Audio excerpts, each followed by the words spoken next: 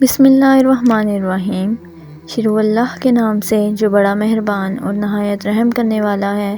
السلام علیکم، welcome to my channel. کیسے ہیں آپ سب؟ آج کے اس ویڈیو میں آپ کو دجال کے فتنے کے بارے میں بتاؤں گی کہ دجال کب اور کہاں پیدا ہوا اور اس کا فتنہ کب، کیسے اور کہاں آئے گا۔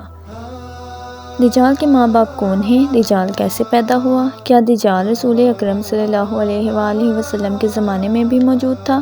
اس وقت دجال کہاں ہے اور دجال اس دنیا میں کب ظاہر ہوگا؟ ان سب سوالوں کے جوابات قرآن و حدیث کی روشنی میں اس ویڈیو میں ہم آپ کو بتائیں گے، لہٰذا میری آپ سے گزارش ہے کہ ان تمام سوالات کے جوابات جاننے کے لیے ویڈیو کو آخر تک لازمی دیکھیں۔ دجال قرب قیامت کا ایک ایسا خوفناک فتنہ ہے جس کا خوف اور ڈر ہر زمانے میں پایا جاتا تھا۔ اگر اس فتنے کا ذکر صحابہ اکرام کی مجلس میں کیا جاتا تو صحابہ اکرام زاروں قطار رونے لگ جاتے تھے اور اللہ سے پناہ مانگتے تھے۔ دجال اس پوری کائنات کا سب سے بڑا فتنہ ہے۔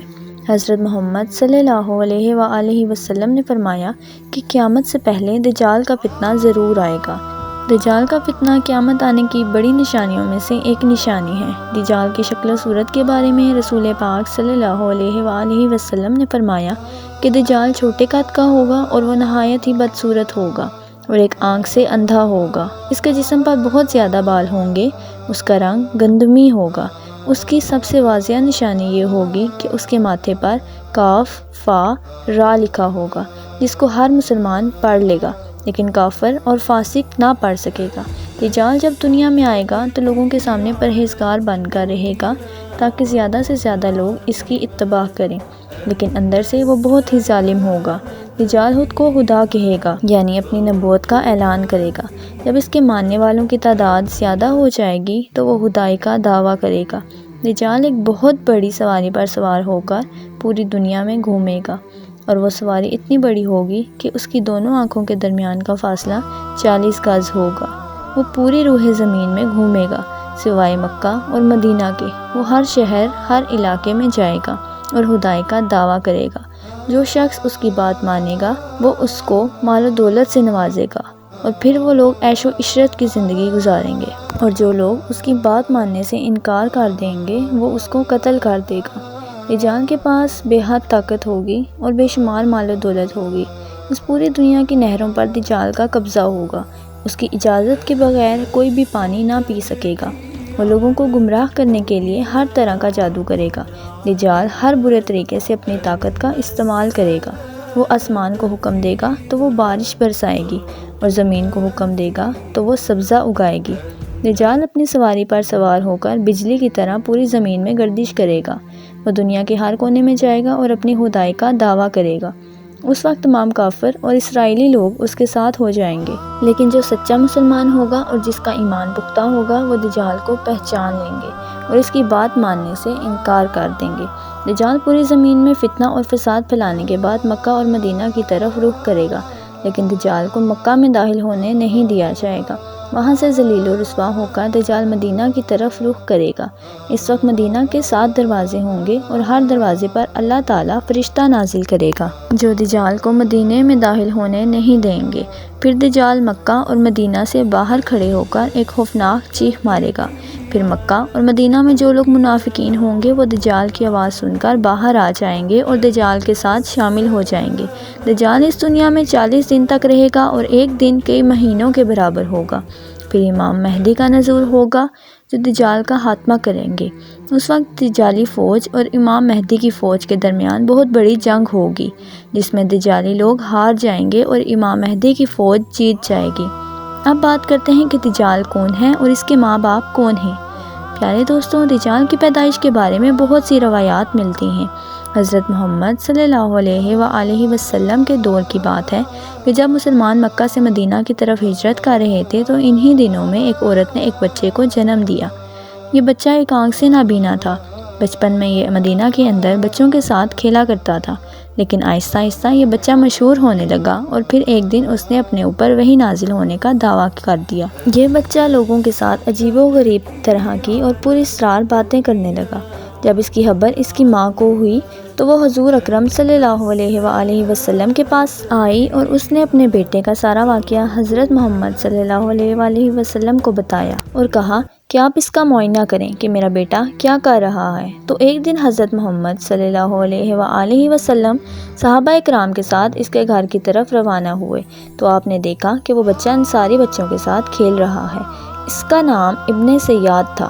آپ صلی اللہ علیہ وآلہ وسلم اس بچے کے پاس گئے اور اس کی پیٹھ پر ضرب لگائی اور فرمایا کہ کیا تم دعویٰ کرتے ہو کہ میں اللہ کا نبی ہوں؟ تو ابن سیاد نے آپ صلی اللہ علیہ وآلہ وسلم کی طرف دیکھا اور بولا کہ ہاں، میں گواہی دیتا ہوں کہ آپ ہی اللہ کے رسول ہیں۔ پھر ابن سیاد نے رسول پاک صلی اللہ علیہ وآلہ وسلم سے کہا کہ کیا آپ گواہی دیتے ہیں کہ میں اللہ کا رسول ہوں؟ تو حضرت محمد صلی اللہ علیہ وآلہ وسلم نے یہ بات سن کر اس کو چھوڑا اور کہا کہ میں اللہ اور اس کے رسولوں پر ایمان لایا۔ اس کے بعد حضرت محمد صلی اللہ علیہ وآلہ وسلم نے ابن سیاد سے فرمایا کہ تو کیا دیکھتا ہے؟ یہ سن کر ابن سیاد نے کہا کہ میں سمندر پر عرش دیکھتا ہوں۔ تو حضور اکرم صلی اللہ علیہ وآلہ وسلم نے فرمایا کہ یہ ابلیس کی چال ہے۔ تو ابن سیاد نے بولا کہ میرے پاس سچی اور جھوٹی خبریں آتی ہیں۔ یہ سن کر حضرت محمد نے فرمایا پھر تو تیرا معاملہ الٹ ہو گیا۔ اس کے بعد حضرت محمد صلی اللہ علیہ وآلہ وسلم نے فرمایا کہ میں نے تیرے لیے ایک چیز دل میں چھپائی ہے۔ تب حضرت محمد صلی اللہ علیہ وآلہ وسلم نے اپنے دل میں ابن سیاد کے لیے لفظ توہان سوچا تھا۔ تو ابن سیاد نے حضرت محمد صلی اللہ علیہ وآلہ وسلم سے کہا کہ آپ نے اپنے دل میں جو چیز چھپائی ہے وہ الدخ ہے۔ تو اس پر حضرت محمد صلی اللہ علیہ وآلہ وسلم نے فرمایا کہ ذلیل ہو جا، تیری قدرت بڑھ نہیں سکتی۔ اس وقت حضرت عمر رضی اللہ تعالیٰ عنہ نے فرمایا کہ یا رسول اللہ، اگر آپ کہیں تو میں اس کی گردن اڑا دوں، لیکن آپ صلی اللہ علیہ وآلہ وسلم نے فرمایا کہ اسے چھوڑ دو۔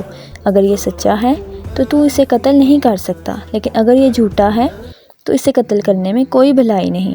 کچھ لوگ ابن سیاد کے بارے میں کہتے ہیں کہ اکثر اوقات ابن سیاد کے پاس کچھ شیاطین آتے تھے اور اسے عرش الہی کی خبریں سنایا کرتے تھے، لیکن حضرت محمد صلی اللہ علیہ وآلہ وسلم نے ابن سیاد کے بارے میں سکونت اختیار کی، کیونکہ آپ صلی اللہ علیہ وآلہ وسلم کی طرف ابن سیاد کے بارے میں وحی نازل نہیں کی گئی۔ لیکن بعض صحابہ اکرام حضور اکرم کے سامنے ابن سیاد کو دجال کہتے تھے کہ یہی دجال ہے۔